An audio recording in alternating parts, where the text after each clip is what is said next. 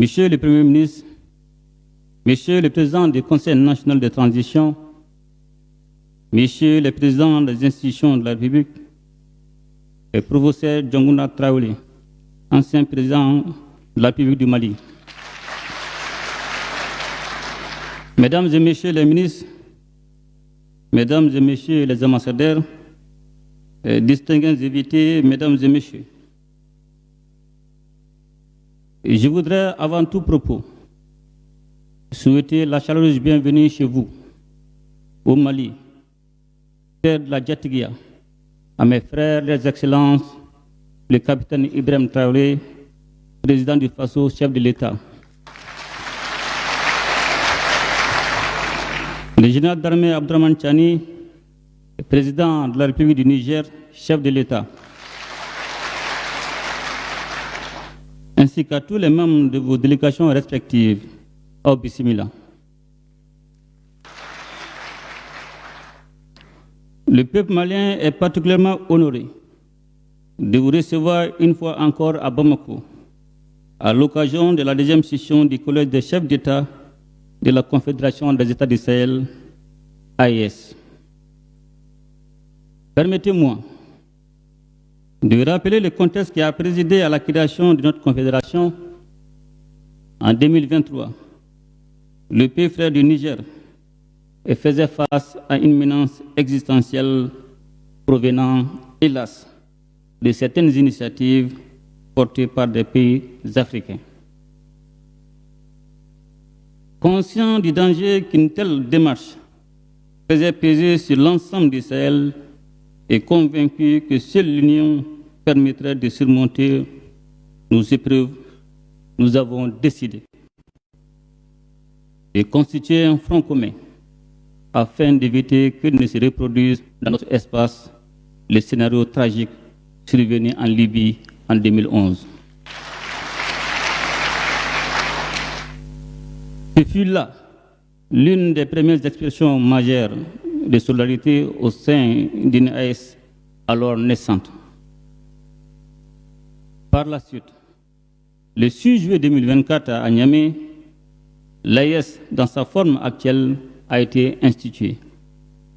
Elle est née d'une prise de conscience partagée, celle de la nécessité d'une réponse commune face aux menaces sécuritaires, politiques et économiques qui affectent la stabilité de notre espace confédéral, notamment les groupes armés terroristes, le banditisme transfrontalier, ainsi que les diverses formes d'ingérence extérieure. Depuis lors, la Confédération AES a su poser les fondations d'une coopération renforcée et intégrée entre ses États membres. Durant cette première année d'existence, au cours de laquelle j'ai eu l'insigne honneur d'assurer la présidence inaugurale, notre Confédération a affirmé sa détermination à prendre en main son destin avec pour boussole l'intérêt exclusif et le bien-être de nos populations.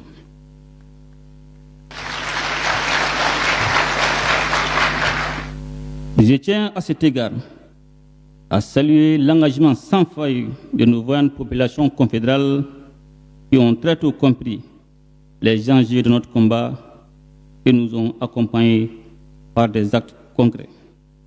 Leur remarquable résilience, saluée par certains et incomprise par d'autres, n'est que le reflet de leur adhésion à nos choix stratégiques et aux idéaux portés par l'AES. Je souhaite également rendre un hommage appuyé à la diaspora de l'espace confédéral qui n'est pas demeurée en marge des mutations en cours.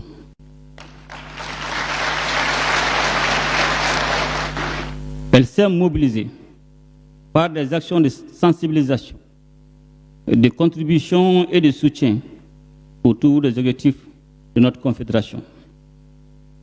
J'ai saisi enfin cette occasion pour exprimer ma profonde gratitude à mes frères, leurs excellences, les présidents Traoré et Tchani, pour leur solidarité agissante à l'égard de la population malienne qui,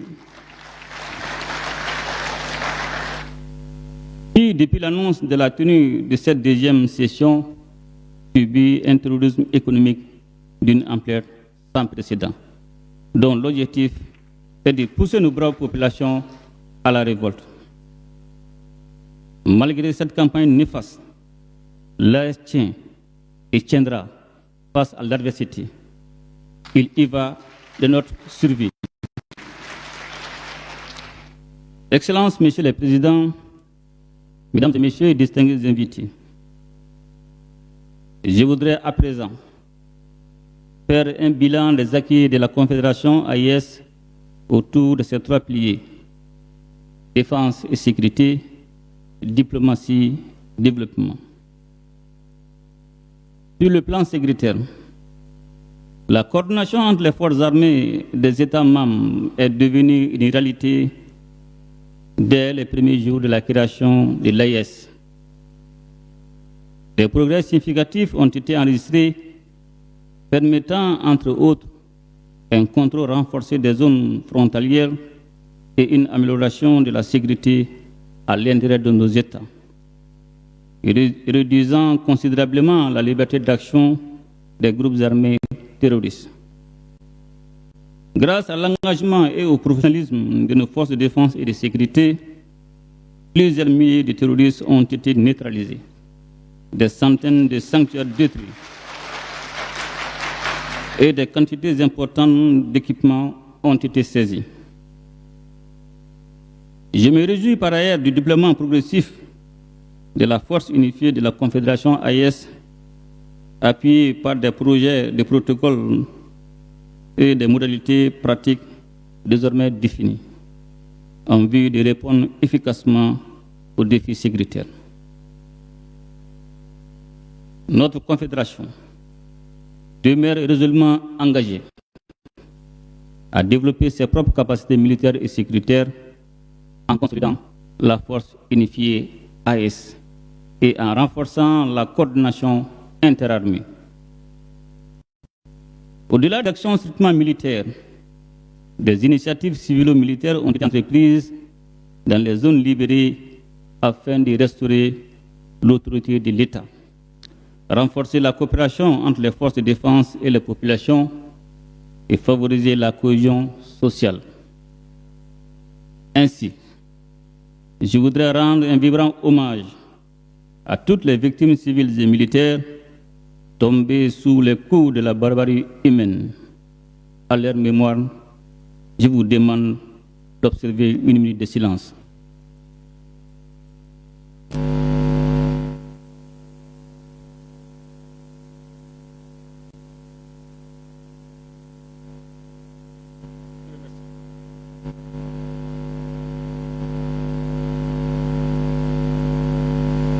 Excellences, Messieurs les Présidents, Mesdames et Messieurs et distingués invités,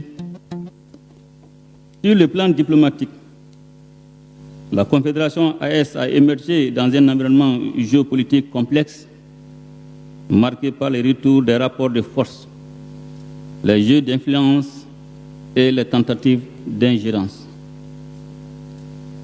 Cette réalité nous a conduits à adopter une posture proactive, adaptée et pleinement assumée. Grâce à la cohérence de ses positions et à l'efficacité de son action, la Confédération AIS a progressivement su s'imposer sur la scène régionale et internationale en tant qu'entité.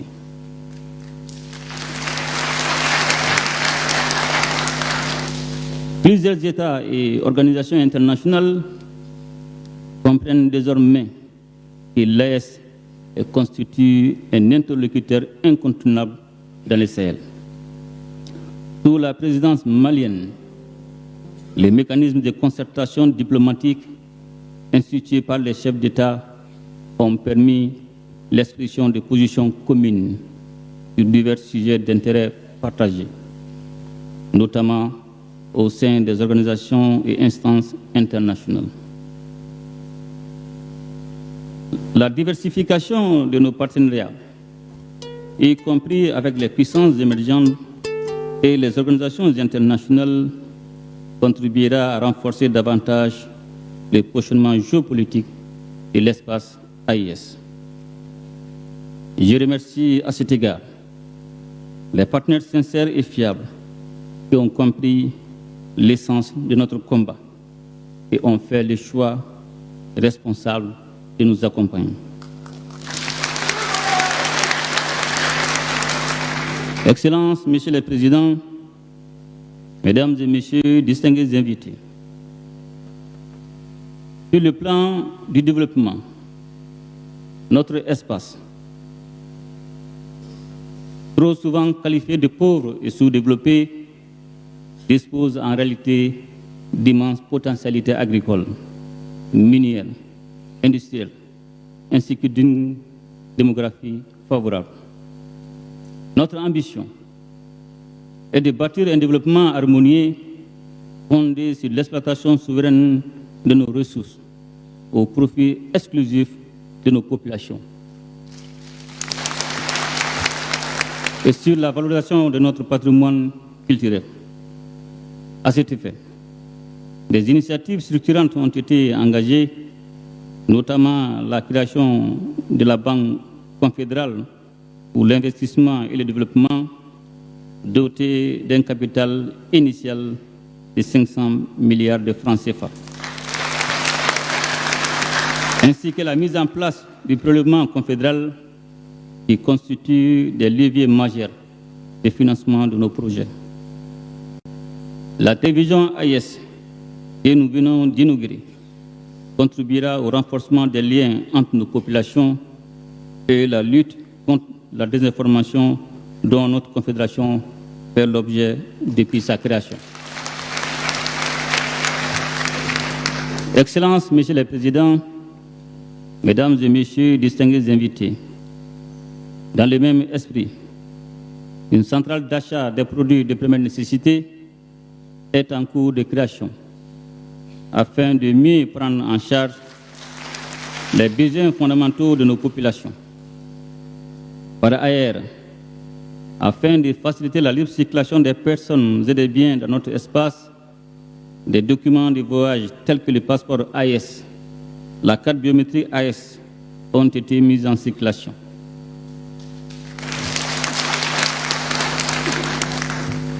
L'avenir de notre confédération en matière de développement économique et social est porteur d'espérance, car nous avons su définir et mettre en œuvre des politiques visant à garantir la souveraineté sur nos ressources et sur nos choix économiques. Comme perspective, la poursuite des sentiers d'importants projets d'infrastructure pour le désenclavement interne et externe de la Confédération AIS sont en cours de réalisation, à savoir une compagnie aérienne, une autoroute et un chemin de fer reliant Bamako, Niamey, Ouagadougou.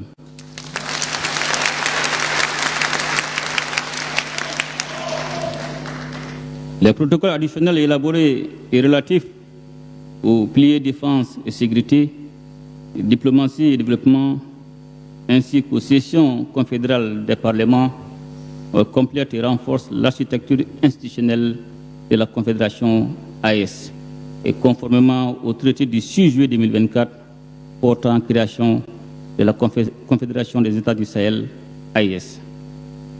Excellences, Monsieur le Président, Mesdames et Messieurs, distingués invités, je voudrais enfin réitérer mes sincères remerciements à mes frères, leurs Excellences, le capitaine Ibrahim Traoré, président du FASO,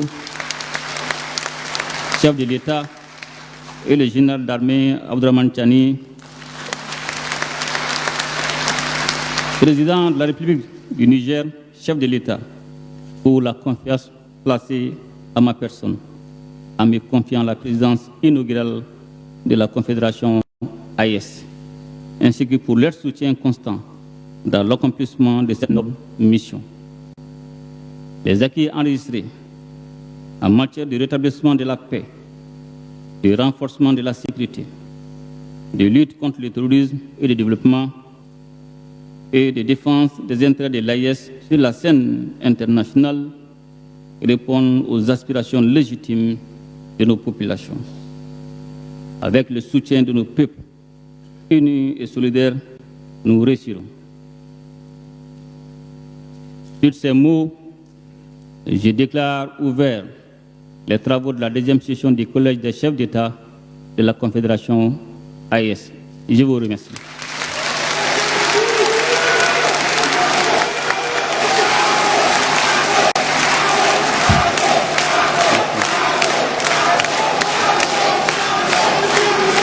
Merci.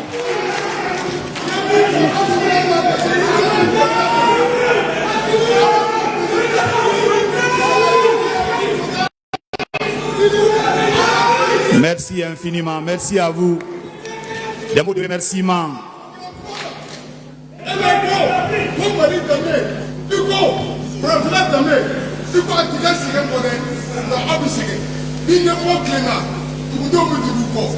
Le pouvoir, c'est la capacité à changer de toutes les événements.